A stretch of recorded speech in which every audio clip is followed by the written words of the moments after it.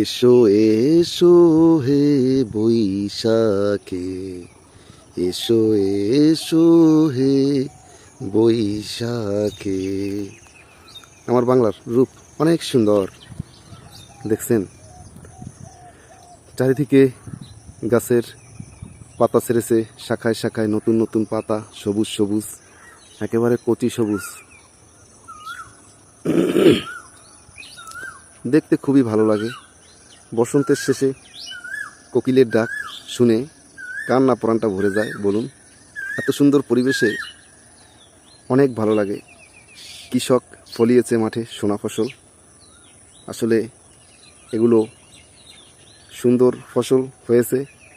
ফসল মানে কৃষকের হাসি, কৃষকের হাসি মানে দেশের হাসি। কিন্তু এই কথাটা অনেকেই বুঝতে চান না এবং কৃষককে মূল্যায়ন করেন না। আসলে ঠিক না। কিছু ব্যবসায়ী আছে, মজুদদার ব্যবসায়ী, তারা কৃষককে টাকা দিয়ে, অ্যাডভান্স টাকা দিয়ে জিম্মিদার করে অল্প টাকায় ফসল কিনে নিয়ে যান এবং তা 10 গুণ 20 গুণ দামে বিক্রি করেন। আসলে কি এটা ইসলামের কোনো রীতি আছে? নেই। ইসলামের রীতি আছে আমাদের নবী করিম সাল্লাল্লাহু আলাইহি সাল্লাম, তিনি ব্যবসা করেছেন 1 টাকায় 4 আনা। এই নিয়মটা আছে। এই নিয়মটা আমি বলেছি সঠিক কিনা কমেন্টে অবশ্যই বলবেন। আর কথা, আমার এই বাংলার কথা কি বলবো? রূপ দেখেন, রূপ দেখে আর আমি শান্ত থাকতে পারিনি, তাই ভিডিওটি তৈরি করে নিলাম। তো ভিডিওটি আপনাদের কাছে কেমন লাগছে অবশ্যই বলবেন। এটা আমার গ্রাম। আমার গ্রাম হচ্ছে সাপানিয়া, চরবাড়িয়া ইউনিয়ন, বরিশাল এবং থানা কাউনিয়া।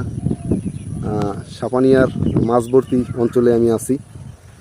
তো এখানটা আমি প্রায় সময় এসে এই ভিডিও তৈরি করি এবং সেই ভিডিওগুলো আপনাদের কাছে সুন্দরভাবে উপস্থাপন করার চেষ্টা করি। তো সবসময় আপনারা আমাকে সাপোর্ট করেন, আমার কাছে খুবই ভালো লাগে। আপনাদের সাপোর্ট এবং সহযোগিতায় আমার এই ভিডিওগুলো আমি তৈরি করতে আমার অনুপ্রাণিত করে।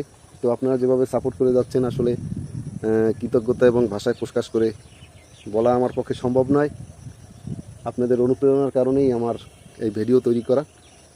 তো সকলে আমার সাথে থাকুন এবং আমাকে ভালোবাসা দিন। ইনশাল্লাহ আমি যতটুকু পারি আমি চেষ্টা করি আপনাদের পাশে থাকার।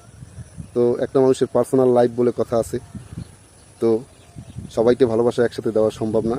তাই কেউ রাগ হবেন না আমার উপরে, কোনো কষ্ট রাখবেন না। অবশ্যই যে সময় লাইভ করি, লাইভের ভিতরে এসে বলবেন। আসসালামু আলাইকুম। আমি মোহাম্মদ ফিরোজ আহমেদ, বরিশাল সাপানিয়া চরবাড়িয়া ইউনিয়ন থেকে।